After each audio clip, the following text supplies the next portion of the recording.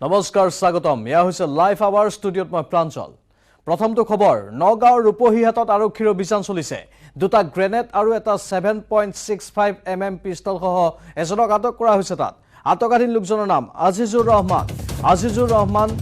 বৰ্তমান তেওঁৰ ওপৰত জেৰা চলাই আছে আৰক্ষীয়ে অপৰাধ শাখাৰ এএছপি ৰূপজ্যোতি কলিতা আৰু ওসি সঞ্জিত ৰয়ৰ নেতৃত্বতে এই অভিযান চলিছিল সেনাৰ চোৰাংচোৱাৰ খবৰৰ ভিত্তিত আৰক্ষীয়ে অভিযান চলাই আটক কৰে আজিজুৰক ভাৰতীয় সেনাৰ সহযোগত চলিছিল ৰূপহীত আৰক্ষীৰ এই অভিযান সেনাৰ গজৰা চোৰাংচোৱা বিভাগৰ তথ্যৰ ভিত্তিত আৰক্ষীয়ে চলাইছিল অভিযান অস্ত্ৰৰ ব্যৱসায়ত জড়িত আছিল এইগৰাকী আজিজুৰ ৰহমান ডিমাপুৰৰ পৰা অস্ত্ৰ সৰবৰাহ কৰিছিল আজিজুৰে কাৰ্বি আংলং আৰু ডিমা হাছাও জিলালৈ সৰবৰাহ কৰিছিল সেই অস্ত্ৰসমূহ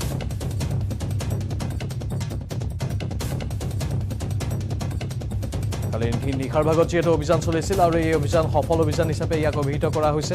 কাৰণ এটা অস্ত্ৰ ব্যৱসায়িক কৰায়ত্ব কৰিছে আৰক্ষীয়ে দুটা গ্ৰেনেড আৰু এটা 7.65 mm পিস্তল সহ আটক কৰা হৈছে সেই লোকজনক নগাঁৱৰ ৰূপহীহাটৰ পৰা আহিছে এই খবৰটো আটকাধীন লোকজনৰ নাম আজিজুৰ ৰহমান অপৰাধ শাখাৰ এএছপি ৰূপজ্যোতি কলিতা আৰু ওসি সঞ্জিত ৰয়ৰ নেতৃত্বতেই এই অভিযান চলিছিল কালি নিশা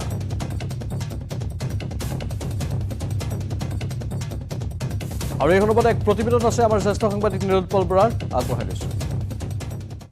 নগাঁও আৰক্ষীয়ে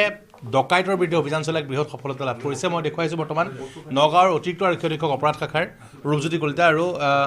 কলিয়াবৰ মহকুমা আৰক্ষী বিষয়া ৰূপম বৰদলৈ আৰু লগতে ৰূপহী থানাৰ ভাৰপ্ৰাপ্ত বিষয়া সঞ্জিত কুমাৰ ৰয়ৰ নেতৃত্বত যোৱা এটা আৰক্ষীৰ দলে দুটাকৈ হেণ্ডমেড গ্ৰেনেড আৰু এটা 7.65 mm পিস্তল আৰু দুজাই সজীৱ গুলী ইতিমধ্যে উদ্ধাৰ কৰিবলৈ সক্ষম হৈছে মই দেখুৱাইছোঁ ৰূপহীহাটৰ কাছখাইটিৰ পৰা উদ্ধাৰ কৰিছে এই সামগ্ৰীখিনি আৰু লগতে আজিজুৰ ৰহমান নামৰ এগৰাকী ব্যক্তিক গ্ৰেপ্তাৰ কৰিছে ডকাইতিৰ বিভিন্ন ডকাইতি জড়িত বুলি অভিযোগ আছে কিন্তু গ্ৰেনেড উদ্ধাৰ কৰাক লৈ কিছু চাঞ্চল্য হৈছে আমাৰ লগত নগাঁৱৰ অতিৰিক্ত আৰক্ষী অধীক্ষক অপৰাধ শাখাৰ ৰূপজ্যোতি কলিতা আছে আমি তেওঁৰ পৰা জানিবলৈ চেষ্টা কৰিম আজি যি আপোনালোকে অভিযান চলালে এই অভিযানত দুটা হেণ্ডমেড গ্ৰেনেড আৰু এটা 7.65 mm পিস্তল ফেক্টৰী মেড আৰু দুজাই সজীৱ গুলী উদ্ধাৰ কৰিছে ডকাইতিৰ লগত জড়িত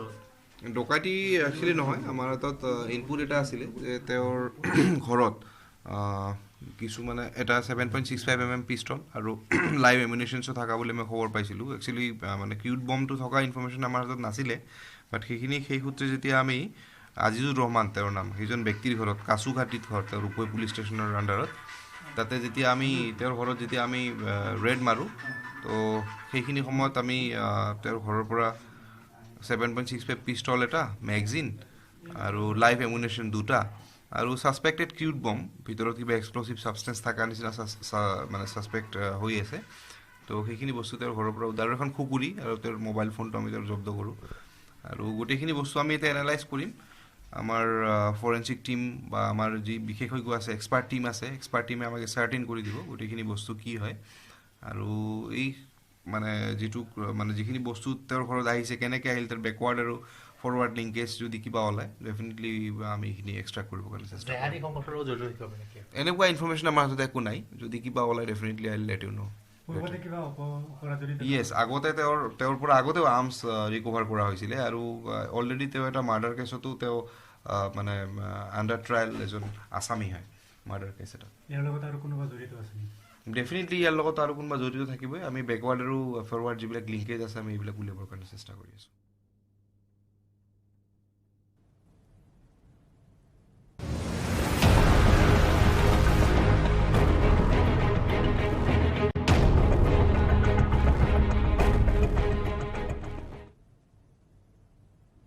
পুনৰ বিতৰ্কত জুবিন গাৰ্গ শিৱসাগৰত জুবিন গাৰ্গৰ আজব কাণ্ড এইবাৰ শিৱসাগৰত গান নোগোৱাকৈ মঞ্চৰ পৰা নামি আহিল জুবিন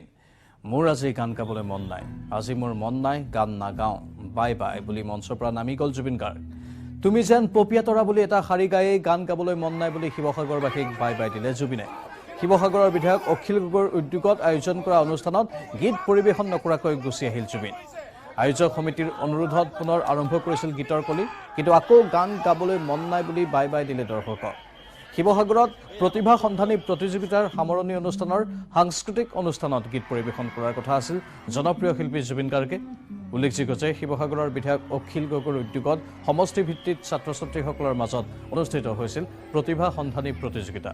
মঙলবাৰে আছিল প্ৰতিযোগিতাৰ সামৰণি অনুষ্ঠান। ইয়াৰ লগত সংগতি ৰাখি অনুষ্ঠিত কৰা সাংস্কৃতিক অনুষ্ঠানত গীত পৰিৱেশনৰ বাবে নিমন্ত্ৰণ জনাইছিল জুবিন গাৰ্গক, কিন্তু জুবিনে নিৰাশ কৰিলে শিৱসাগৰবাসী।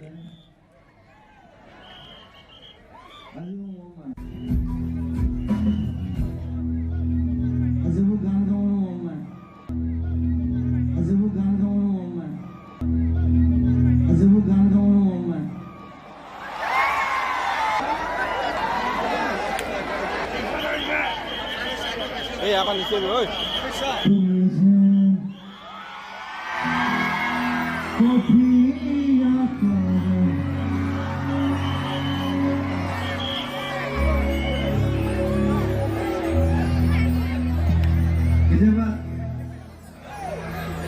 কেতিয়াবা গান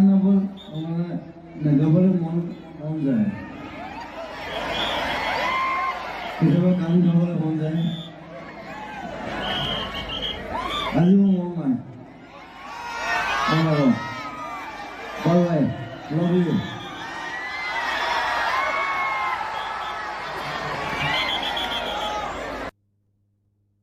জুবিন গাৰ্গ মঞ্চৰ পৰা নামি গ'ল। বাই বাই দি আঁতৰি গ'ল জুবিন গাৰ্গ, আৰু তাৰ পাছতেই অসন্তুষ্টি প্ৰকাশ কৰিছে তেওঁৰ অনুৰাগীসকলে, যিহেতু সকলোৱে অপেক্ষা কৰি আছিল জুবিন গাৰ্গৰ অনুষ্ঠানৰ বাবে। ইমান সময় অপেক্ষা কৰাৰ ফল এয়াই পালোঁ বুলিও দৰ্শকসকলে প্ৰশ্ন উত্থাপন কৰে উদ্যোক্তাক আৰু শিল্পী জুবিন গাৰ্গলৈও এই প্ৰশ্ন তেওঁলোকৰ।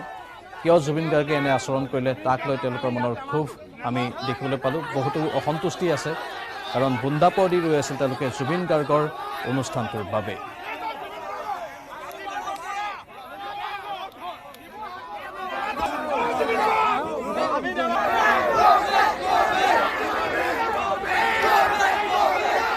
স্বাভাৱিকতে জুবিন গাৰ্গৰ এনে আচৰণত হতভম্ব হৈ পৰে সহস্ৰাধিক দৰ্শক। কিবা ঘণ্টা ধৰি যিহেতু জুবিন গাৰ্গৰ সংগীতানুষ্ঠান উপভোগৰ বাবে অপেক্ষা কৰি আছিল এইসকল দৰ্শকে,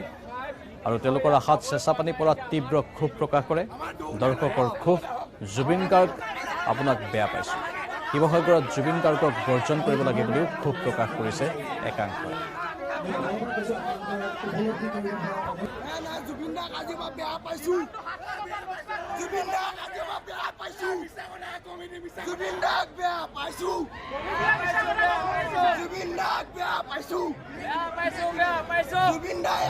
গান গাবই লাগিবই,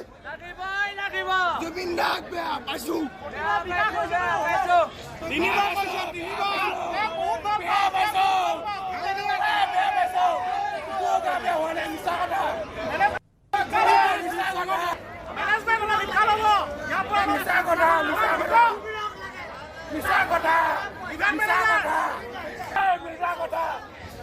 ইয়াৰ অনুৰাগীৰ কণ্ঠস্বৰ আপোনালোকে শুনা পাইছে, আৰু একাংশ অনুৰাগীক দেখাও পাইছে। তেওঁলোকে পোনপটীয়াকৈ কৈছে জুবিন গাৰ্গ আপোনাক বেয়া পাইছে, গান গাব লাগিবই। এক প্ৰকাৰ যেন প্ৰতিবাদী শ্লোগান তেওঁলোকে দিছিল তাত বাধ্য হৈ, কাৰণ তেওঁলোক অপেক্ষাৰত আছিল জুবিন গাৰ্গৰ এই অনুষ্ঠানৰ বাবে। কিন্তু তেওঁলোকৰ আশাত চেঁচা পানী পৰিল। তাৰ পাছতে ক্ষোভৰ এনেধৰণে বহিঃপ্ৰকাশ ঘটিল। ইয়াকে কৈছোঁ আৰু পুনৰবাৰ এই অনুষ্ঠানটো আজি ইয়াতে আনুষ্ঠানিকভাৱে সামৰি মাৰিছোঁ বুলি ঘোষণা কৰিছোঁ। আৰু পৰৱৰ্তী সময়ত আমি কথাটো কালিলৈ ভিতৰত আয়োজক সমিতি আকৌ আলোচনা কৰি জুবিনদাৰ লগত আলোচনা কৰি কেনেকৈ অনুষ্ঠানটো পৰৱৰ্তী সময়ত অনুষ্ঠিত কৰিব পাৰি তাৰ বিবেচনা আপোনালোকে অৱগত কৰিম। সংবাদ মাধ্যমৰ যোগেদি ধন্যবাদ। আমি ইমান আশা আহিছিলোঁ গান নাগাওঁ বুলি ক'লে। আমি বহুত আশা আহিছোঁ, কষ্ট আহিছোঁ। আজামী ৰগৰ পৰা আহিছিলোঁ, আমি সময়ৰ পৰা আজামী ৰগৰ শান্তিপুৰ পঞ্চায়তৰ পৰা আহিছিলোঁ। আশা আহিছোঁ জুবিন দা আহিব, গান গাব, আমি চাম। এই ভণ্টিজনী লৈ আহিছিলোঁ নিজৰ, আমি বহুত প্ৰতিযোগী আহিছিলোঁ, প্ৰাইজ দিছে, আমি লৈছোঁ। দুখ পাইছোঁ অন্তত। এইটো আটাইতকৈ সাংঘাতিক, একদম মানে কোনো গৰিহণা প্ৰাপ্ত তেখেত। আমি ইমান ভাল পাওঁ, গান নামান কৰা অযুক্তিকৰ কথা। গান কোনো যুক্তি কথা নাই, মাতিছোঁ গাব লাগিছে, নাজানো কি হ'ল, আমি নুশুনিলোঁ, গুচি আহিলে ফাংগে। গান নাগাওঁ বুলি ক'লে ষ্টেজত গান নাগাওঁ বুলি ক'লে। মোৰ আজি গান গাবলৈ মন নাই, মই গান নাগাওঁ, মই যাওঁ। মুঠতে শিৱসাগৰ জুবিন গাৰ্গৰ প্ৰথম কথা হ'ল শিৱসাগৰত জুবিন গাৰ্গক বৰ্জন কৰিব লাগে। শিৱসাগৰত জুবিন গাৰ্গ আজি ৰাইজৰ লগত কৃষক মুক্তি, ছাত্ৰ মুক্তি যিমানখিনি এতিয়া পাতিছিলে, কৃষক মুক্তি আৰু ছাত্ৰ মুক্তি ৰাইজলৈ যিটো প্ৰগ্ৰেম পাতিছিলে, সেই প্ৰগ্ৰেমটো জুবিন গাৰ্গৰ সন্মান সহকাৰে তেওঁক মতা হৈছিলে। মতা হৈছে জুবিন গাৰ্গে যিটো অনুষ্ঠান কৰিবলৈ গৈ তেওঁ মদ খাই নিজে ফিটিং হৈ আহিছে। তেওঁ নিজে খোজ কৰিব পৰা নাই। তেনেকুৱা পিছত তেওঁ কি তেওঁ ক'লে কি বুলি, মই গান গাবলৈ মন নাই, মই গান নাগাওঁ। তেওঁ কি সন্মান, তেওঁ কি এই দেখে মানে সদায় জুবিনে যিটো কৰে সাধাৰণতে সেইটোৱে আজিও কৰিছে। কালি বসি নেলি সেইটো কথা হাৰ্থ বুলিয়েতো এনেকুৱা নহয় যে সদায় দিনে মানুহক ঠগিব কেতিয়াবা পইচাৰ কাৰণে ঠগিব কেতিয়াবা মদৰ নিচাৰ কাৰণে ঠগিব এইটো কেনেকৈ হ'ব ইমানখিনি ৰাইজ আহিছে তেওঁক চাম বুলি আহিছে আমিও আহিছোঁ তো এনেকুৱা নহয় যে ইয়াতে সৰু চেঙেলীয়া ল'ৰা আহিছে প্ৰাপ্তবয়স্ক মানুহ আহিছে তো এইখিনি মানুহক কি কৰিলে হাৰ্থ জুবিন গাৰ্গে কি কৰিলে আমি হাৰ্থ বুলি সদায় কি মানি ৰাখিম নেকি যি মন যায় তাকে ক'ব তেওঁলোকে মন্তব্য দিব সেনেকৈ নহ'ব নহয় শিৱসাগৰত নহয় অসমত জুবিন গাৰ্গক চিনিব চব মানুহে বৰ্জন কৰিব লাগে প্ৰত্যেকটো অনুষ্ঠান ধ্বংস কৰি আজি সাংস্কৃতিক সন্ধিয়াত আমাৰ মানস দা আৰু জুবিন দাৰ গীতৰ অনুষ্ঠান আছিলে মানস দা গীত পৰিৱেশন সুন্দৰভাৱে কৰি গ'ল কিন্তু জুবিন দা আহিছিল তেখেতে গীত পৰিৱেশন কৰিছিলে কিন্তু হঠাতে তেওঁ দেহাৰ অসুস্থতা বুলি প্ৰকাশ কৰিলে কিন্তু তেওঁ গীত সাধাৰণতে এটা লাইন গাই পেলাই তেখেতে ষ্টেজৰ পৰা নামি গ'ল তেখেতে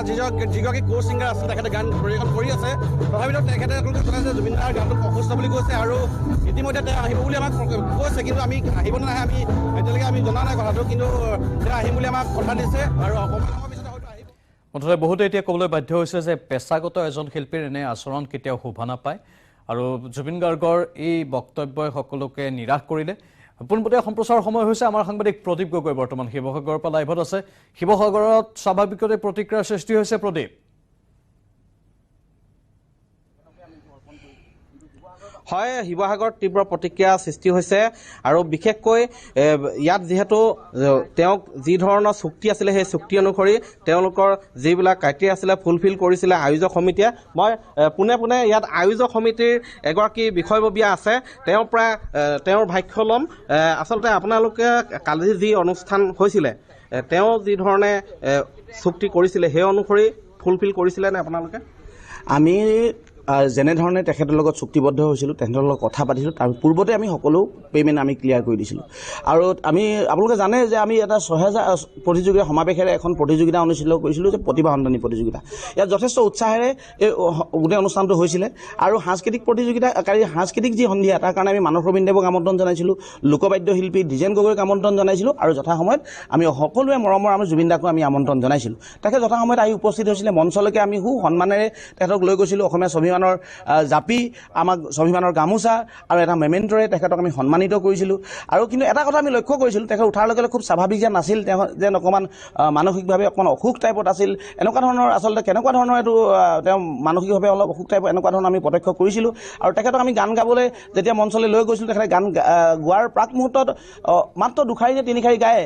তেখেত পুনৰ মঞ্চৰ পৰা আঁতৰি যায় এই কথাটো সঁচাকৈ হতাশ কৰিছে আৰু শিৱসাগৰবাসী এক প্ৰকাৰ অপমান কৰিছে এনেকুৱা ধৰণৰ আমাৰ অনুভৱ হৈছে আৰু তেখেতক আমি বিনম্ৰভাৱে অনুৰোধ জনাইছোঁ আমি মাননি দিয়াৰ পাছতো আৰু আমি ইমান ধুনীয়াকৈ এটা পৰিৱেশ কৰি দিয়াৰ পাছতো আচলতে হাজাৰ অনুৰাগীক হতাশ কৰা তেখেতৰ অধিকাৰ নাই বুলি ভাবিছোঁ আৰু সঁচাকৈ শিৱসাগৰবাসী ৰাইজক অপমান কৰাৰ ধৰণে আমাৰ অনুভৱ হৈছে আৰু আমি তেখেতৰ যি আমি পৰৱৰ্তী পৰ্যায়ত তেখেতক আমি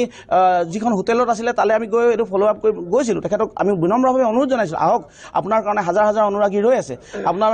তাৰ পাছতো তেখেতে কিয় নাহোঁ বুলি ক'লে আৰু আমাক ক'লে যে পইচা আমাক ঘূৰাই দিয়ে আমি ক'লোঁ যে আমাক পইচা ঘূৰাই নালাগে আমি আপোনাকে এইটো পইচা দিছোঁ কিন্তু আমি শিৱসাগৰবাসীক অপমান কৰাৰ অধিকাৰ আপোনাৰ নাই আৰু পুনৰবাৰ আমি যথেষ্ট আমি নিমন্ত্ৰণ জনোৱাৰ পাছত তেখেত আহি উপস্থিত নহ'লেই হয় এই ধৰণে তেওঁলোকে প্ৰকাশ কৰিছে আৰু এইখনেই মঞ্চ মই দেখুৱাইছোঁ যে যিখন মঞ্চত ইয়াত উপস্থিত হৈছিলহি কিন্তু থৰকবোৰক খোজেৰে উপস্থিত হৈছিলহি আৰু তেওঁ যে সুৰাসক্ত অৱস্থাত আছিল তেওঁ যে অত্যাধিক মদ্যপান কৰিছিল সেয়া আচলতে স্পষ্ট ৰূপত ধৰা পৰিছিল তেওঁৰ আচৰণত আৰু যাৰ ফলত তেওঁ এনেই যদিহে অসুস্থ হ'লহেঁতেন সাধাৰণভাৱে কিন্তু তাত ক'বলগীয়া নাছিলে কিন্তু যিহেতু সুৰাপান কৰি আহিছিলে ইয়াকে লৈ বৰ্তমান তীব্ৰ প্ৰতিক্ৰিয়া প্ৰকাশ কৰিছে বিভিন্নজনে জুবিন গাৰ্গ মুৰ্দাবাদো ধ্বনি দিয়া পৰিলক্ষিত হৈছে আৰু এগৰাকী আছে আমাৰ অনুসূচিত জাতি ছাত্ৰ সন্থাৰ বিষয়ববীয়া কি ক'ব চাওক উদ্যোক্তা আৰু শ্ৰোতাৰ মাজত জুবিন গাৰ্গৰ যি উদ্যোক্তাই নিমন্ত্ৰণ জনাইছিলে সেই উদ্যোক্তা আৰু জুবিন গাৰ্গৰ নিজস্ব কথা এটা কিন্তু পৰৱৰ্তী কথাটো হ'ল যে শ্ৰোতাসকল যিসকলে দৰ্শক সেইসকলতো বহুত দূৰ দূৰণি পাইছে জুবিন গাৰ্গৰ গীত পৰিৱেশন কৰিব সেই অনুষ্ঠানটো চাম বুলি আহিছে এনেদৰে যদি জুবিন গাৰ্গৰ অনুষ্ঠানৰ পৰা যদি প্ৰতি সময়তে যদি বিমুখ হৈ গৈ থাকে এটা দিনত কিন্তু জুবিন গাৰ্গে দৰ্শকহীনভাৱে তেওঁ গান গাব লাগিব গীত পৰিৱেশন কৰিব লাগিব আৰু মই সেইকাৰণে অনুৰোধ জনাইছোঁ জুবিন গাৰ্গ ডাঙৰীয়াক অনুৰোধ জনাইছোঁ যিহেতু তেখেতৰ যি আচৰণ তেখেতৰ যি স্বভাৱ সেই স্বভাৱবোৰে কিন্তু সংগীত জগতৰ পৰা মানুহক কিন্তু অকণমান দূৰত্বহে কৰিছে সেইকাৰণে মই অনুৰোধ জনাইছোঁ জুবিন গাৰ্গৰ সময় থাকোঁতে কিন্তু তেওঁ পৰিৱৰ্তন কৰক হয় নৱপ্ৰজন্মই যিহেতু জুবিন গাৰ্গক তেওঁক ফ'ল' কৰে, তেওঁক অনুকৰণ কৰে আৰু সেই এনেধৰণৰ আচৰণে কিন্তু সকলোকে বিপথে পৰিচালিত কৰাৰ সম্ভাৱনা থাকে। বিশেষকৈ উঠি অহা প্ৰজন্মই তেওঁক যিহেতু আদৰ্শ হিচাপে লয়, হেজাৰ হেজাৰ তৰুণে তেওঁক শ্ৰদ্ধা কৰে, তেওঁৰ অনুৰাগী আছে হাজাৰ হাজাৰ, আৰু যিসকলে বিশেষকৈ তেওঁক অনুকৰণ কৰে, তেওঁ আদৰ্শৰে যাব বিচাৰে, সেইসকল কিন্তু বাৰুকৈ বিপাঙত পৰাটোৱে স্বাভাৱিক আৰু বিপথে পৰিচালিত হোৱাটোৱে স্বাভাৱিক। আৰু যাৰ ফলত বৰ্তমান এই ধৰণৰ কাণ্ড যাতে পুনৰাবৃত্তি নহয় তাৰ দাবী উত্থাপন কৰিছে কালিৰ পৰা শিৱসাগৰত। যিহেতু ইখনৰ পিছত সিখন বিহু মঞ্চত তেওঁ এনেধৰণৰ কাণ্ড পূৰ্বতে কৰিছে, আৰু বৰ্তমান যদিও বিহু মঞ্চ নাছিলে, এক সাংস্কৃতিক গাম্ভীৰ্যপূৰ্ণ অনুষ্ঠান আছিলে, ইয়াত পোনপ্ৰথমে বঁটা বিতৰণ হৈছিলে, তাৰপিছত তেওঁক ইয়াত মতা হৈছিলে, মানস ৰবীনে উঠিছিলে এইখন মঞ্চতে, তেওঁ সুন্দৰকৈ গীত পৰিৱেশন কৰি গ'ল, কোনো ধৰণৰ বিসংগতি নহ'ল। কিন্তু জুবিন গাৰ্গ অহাৰ পিছতে ইয়াত এক বেয়া পৰিৱেশলৈ গুচি গ'ল, কাৰণ সেই সময়ত হেজাৰ হেজাৰ দৰ্শক তেওঁ অপেক্ষা এইখন মঞ্চত ৰৈ আছিলে, কিন্তু তেওঁ থৰকবোৰক খোজেৰে উপস্থিত আহি গান গাব মন নাই বুলি তেওঁ উভতি গুচি গ'ল, যাৰ বাবে ক্ষোভ প্ৰকাশ কৰিছে শিৱসাগৰবাসীয়ে। কাৰণ কেৱল তেওঁৰ আচৰণ অতিকে তেওঁ দৃষ্টিকটু আছিলে, তেওঁ মুখৰ মাতে ফুটা নাছিলে। আচলতে শেষ মুহূৰ্তত যেতিয়া তেওঁ দৰ্শকক উদ্দেশ্যে এষাৰ কৈছিলে, তেতিয়া তেওঁ মাতেই জিভাই ঘূৰাব পৰা নাছিলে, এনেধৰণৰ এক পৰ্যায়লৈ গুচি গৈছিলে। আৰু তাৰ পিছতো যোগাযোগ কৰা হৈছিলে বুলি আমি জানিব পাৰিছোঁ জুবিন গাৰ্গৰ সৈতে, কিন্তু তেওঁ আহিবলৈ অপ্ৰস্তুত হ'ল, কাৰণ তেওঁ সেই সময়ত তেওঁ স্থিৰ নাছিলে, যাৰ ফলত বৰ্তমান এই ধৰণৰ ঘটনাই শিৱসাগৰত তীব্ৰ প্ৰতিক্ৰিয়াৰ সৃষ্টি কৰিছে। আৰু অনাগত সময়ত যাতে এনেধৰণৰ ঘটনা পুনৰ নহয়, তাৰ বাবে বাৰম্বাৰ বহুসংখ্যক অনুৰাগীয়ে তেওঁলোকে কালিৰ পৰা আহ্বান জনাইছে, দাবী জনাইছে যাতে এই ধৰণৰ ঘটনা পুনৰাবৃত্তি নহয়। আৰু শিৱসাগৰত একাংশ কালিও আমি দেখুৱাইছোঁ নিউজ 18 দৰ্শকসকলক যে বাৰম্বাৰ তেওঁলোকে অভিযোগ উত্থাপন কৰিছে যে জুবিন গাৰ্গে কেৱল এই ধৰণৰ অৱস্থাৰ সৃষ্টি কৰি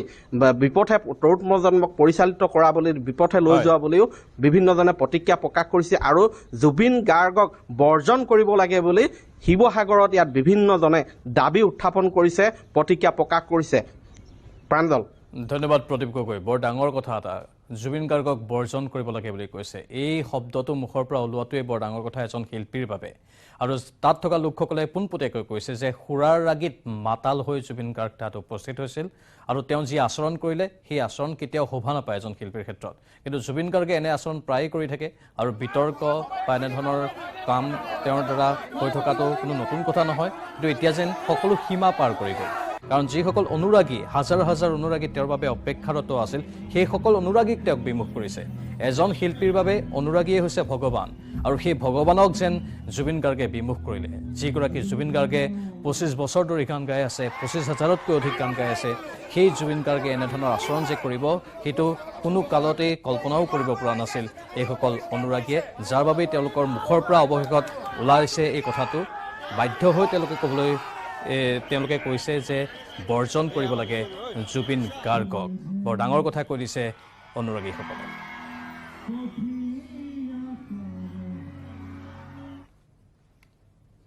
আৰু বাতৰি দেখিলে সময় হৈছে চমু। আপুনি চাই আছে লাইভ আৱাৰ। হেলিকপ্টাৰেৰে দীপৰ বিল চাব মন্ত্ৰী অশোক সিংঘালে। দীপৰ বিলতো শিলশাকৰ দৰে উচ্ছেদৰ পৰিকল্পনা কৰা হৈছে। ভৰলু, মৰা ভৰলু, বাহিনী, বশিষ্ঠ নৈও চাব মন্ত্ৰীগৰাকীয়ে। শৃংখলৰ লগত থাকিব GDD, GMDৰ বিষয়ববীয়া। গুৱাহাটী বানমুক্ত কৰাৰ পৰিকল্পনা গ্ৰহণ কৰিছে চৰকাৰে। মিছন ফ্লাড ফ্ৰী গুৱাহাটী ৰূপায়ণৰ বাবে এই ব্যৱস্থা লোৱা হৈছে, আৰু তাৰ বাবে আজি বিভাগীয় মন্ত্ৰী অশোক সিংঘালে হেলিকপ্টাৰেৰে দীপৰ বিলৰ সেই অঞ্চলটো পৰিভ্ৰমণ কৰিব। দীপৰ বিলতো শিলশাকৰ দৰে উচ্ছেদৰ পৰিকল্পনা গ্ৰহণ কৰা হ'ব। ভৰলু, মৰা ভৰলু, বাহিনী, বশিষ্ঠ নৈও চাব মন্ত্ৰীগৰাকীয়ে, আৰু শৃংখলৰ লগত থাকিব GDD, GMDৰ বিষয়ববীয়া।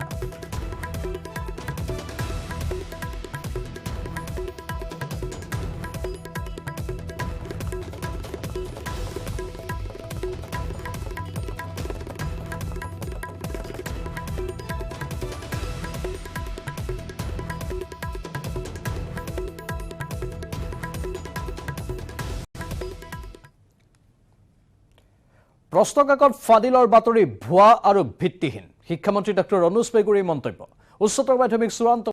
পৰীক্ষাৰ ৰসায়ন বিজ্ঞানৰ প্ৰশ্নকাকত ফাদিলক লৈ প্ৰতিক্ৰিয়া প্ৰকাশ কৰিছে শিক্ষামন্ত্ৰীগৰাকীয়ে শিক্ষামন্ত্ৰীয়ে স্পষ্ট ৰূপত কৈছে যে এই কথা একেবাৰে ভিত্তিহীন তেওঁ টুইটাৰ হেণ্ডেলত টুইট কৰি এই কথা প্ৰকাশ কৰিছে প্ৰশ্নকাকত ফাদিলৰ বাতৰি ভুৱা আৰু ভিত্তিহীন বুলি কৈছে শিক্ষামন্ত্ৰী ডক্টৰ ৰণোজ পেগুৱে উচ্চতৰ মাধ্যমিক চূড়ান্ত পৰীক্ষাৰ ৰসায়ন বিজ্ঞানৰ প্ৰশ্নকাকত ফাদিলক লৈ এই প্ৰতিক্ৰিয়া শিক্ষামন্ত্ৰীগৰাকীৰ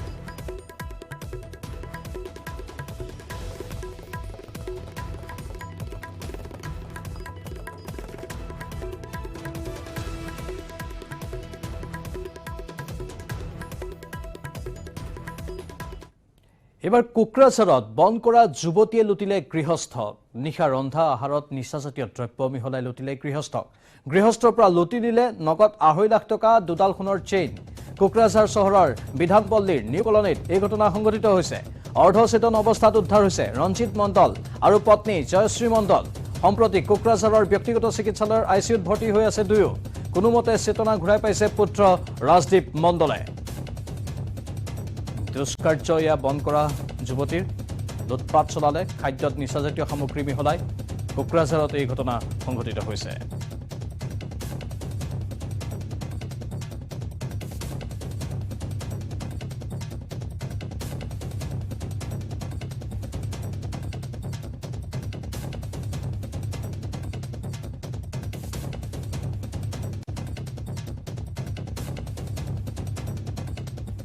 তাৰিখে আমাৰ ঘৰত কাম কৰিব সোমাইছিল কাম কাজ ঠিকে কৰি আছিল যোৱা ৰাতি কি কৰিলে ই 9টামান বজাত আমাক খাব দিলে 9টামান বজাত খোৱাৰ পিছত আমি জোৰছে 5-10 মিনিটৰ ভিতৰতে সবে টোপনি গ'লো শিলখাগত উচ্ছেদ চলি আছে সমান্তৰালভাৱে দীপৰ বিলৰ অংশও আজি মন্ত্ৰী অশোক সিংহালে পৰিভ্ৰমণ কৰিব হেলিকপ্টাৰেৰে তেওঁৰ ভাষ্য আহি আছে আমি শুনাই লৈছো আজমলৰো যাব লাগিব কোচৰাজবংশী তাত যিখিনি মানুহক মানে সেটেলমেন্ট দিছিলে সব মানে চৰকাৰে আকৌ ঘূৰাই লোৱাৰ ব্যৱস্থা কৰাৰ কাৰণে মুখ্যমন্ত্ৰী ডাঙৰীয়া ইতিমধ্যে নিৰ্দেশ দিছে 2 দিনতে আপোনালোকে খবৰ পাব 12টা পৰিয়ালৰ ক্ষেত্ৰত যি ন্যায়ালয়ৰ স্থগিতাৰে খাইছিল এই ক্ষেত্ৰত কি আছে ন্যায়ালয়ৰ আদেশটো আমি মানিব লাগিব কি আছে এতিয়ালৈতো আদেশ আমাৰ হাতত অহা নাই কিবা পেপাৰতে পঢ়িছো কিবা আহিলে আমি ব্যৱস্থা ল'ম আজি চলিব না উচিত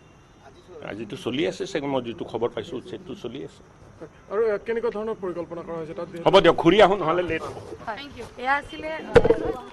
আৰু এয়া মন্ত্ৰী অশোক সিংহাল তেওঁ হেলিকপ্টাৰৰ সহায়ত এতিয়া দীপৰ বিলৰ কেইবাটাও অংশ পৰিভ্ৰমণ কৰিব হেলিকপ্টাৰ সাজু হৈ আছে তেওঁ হেলিকপ্টাৰত উঠিবলৈ সাজু হৈছে আৰু মন্ত্ৰী অশোক সিংহালে দীপৰ বিলতো শিলখাকৰ দৰে উচ্ছেদৰ পৰিকল্পনা ৰচনা কৰিছে ভৰলু মৰা ভৰলু বাহিনী বশিষ্ঠ নৈও চাব মন্ত্ৰীগৰাকী আজি সিংহলৰ লগত জিএমডিৰ বিষয়ববীয়াসকল আছে আৰু তেওঁলোকে একেলগে যাব হেলিকপ্টাৰত গুৱাহাটী বানমুক্ত কৰাৰ পৰিকল্পনা গ্ৰহণ কৰা হৈছে যাৰ বাবে এইবোৰ পদক্ষেপ মিছন ফ্লাড ফ্ৰী গুৱাহাটী ৰূপায়ণৰ বাবে এই ব্যৱস্থা লোৱা হৈছে আৰু শিলখাকত যি উচ্ছেদ অভিযানত স্থগিতাদেশৰ কথা কোৱা হৈছে গুৱাহাটী উচ্চ ন্যায়ালয়ৰ পৰা হাতত এতিয়ালৈকে কাগজ আহি পোৱা নাই বুলি কৈছে মন্ত্ৰীগৰাকীয়ে কিন্তু উচ্ছেদ বৰ্তমান চলি আছে হাতত যেতিয়া কাগজ আহি পাব ন্যায়ালয়ৰ তেতিয়া তেওঁলোকে এই বিষয়টো চাব বুলি উল্লেখ কৰিছে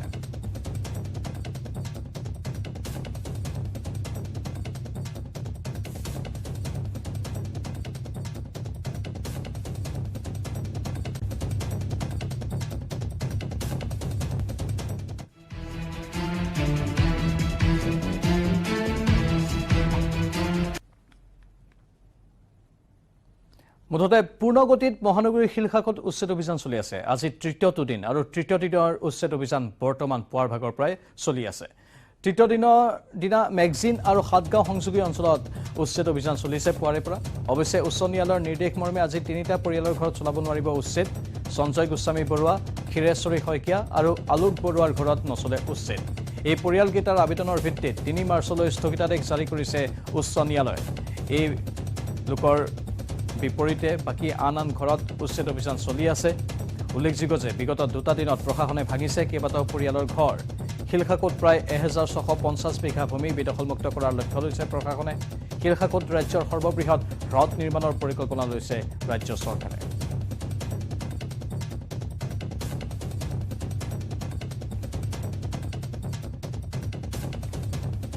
অৱশ্যে মন্ত্ৰী অশোক সিংহলৰ ভাষ্য আমি কিছু সময় পূৰ্বে শুনিছিলোঁ পোনপটীয়া সম্প্ৰচাৰত তেওঁ কৈছে যে উচ্চ ন্যায়ালয়ৰ স্থগিতাদেশৰ কাগজ বৰ্তমানলৈকে হাতত আহি পোৱা নাই কিন্তু উচ্ছেদ বৰ্তমান চলি আছে যেতিয়া কাগজ হাতত আহি পাব তাৰপাছত চিন্তা চৰ্চা কৰা হ'ব কি কৰা হ'ব তেওঁলোকৰ সৈতে যিসকলে কোৰ্টত আবেদন কৰিছে কিন্তু বৰ্তমান উচ্ছেদ অভিযান পূৰ্ণ গতিত চলি আছে এই উচ্ছেদ অভিযান চলিছে কেৱল মাত্ৰ গুৱাহাটী মহানগৰীক কৃত্ৰিম বানমুক্ত কৰাৰ বাবে এয়া হৈছে লাখ লাখ জনৰ কথা কেৱল কেইঘৰমান মানুহৰ কথা নহয় আৰু কেইঘৰমান মানুহৰ বাবে যদি চৰকাৰে ব্যৱস্থা কৰি দিয়ে তেনেহ'লে লাখ লাখ মানুহৰ অৱস্থা শোচনীয় হৈ পৰিব সেয়েহে দীপৰ বিল বা শিলখাকু বিল বেদখলমুক্ত কৰাটো অতি প্ৰয়োজন বৰ্তমান শিলখাকু বিলত এই উচ্ছেদ অভিযান চলি আছে পৰৱৰ্তী সময়ত দীপৰ বিলতো উচ্ছেদ অভিযান চলিব সেই কথা আজি মন্ত্ৰী অশোক সিংহালে সদৰি কৰিছে তেওঁ ইতিমধ্যে হেলিকপ্টাৰৰ সহায়ত ৰাওনা হৈছে আৰু পৰিভ্ৰমণ কৰিব সেই অঞ্চলসমূহ ক'ত ক'ত উচ্ছেদ চলোৱা হ'ব তাৰে পৰিকল্পনা ৰচনা কৰিব বৰ্তমান ইয়াৰ শিলখাকুত চলা উচ্ছেদ অভিযানৰ দৃশ্য টিভিৰ পৰ্দাত প্ৰত্যক্ষ কৰিছে আপোনালোকে দুদিন ইতিমধ্যে উচ্ছেদ সমাপন হৈছে আজি তৃতীয় দিনৰ উচ্ছেদ কাৰ্য বৰ্তমান পুৱাৰ পৰা চলি আছে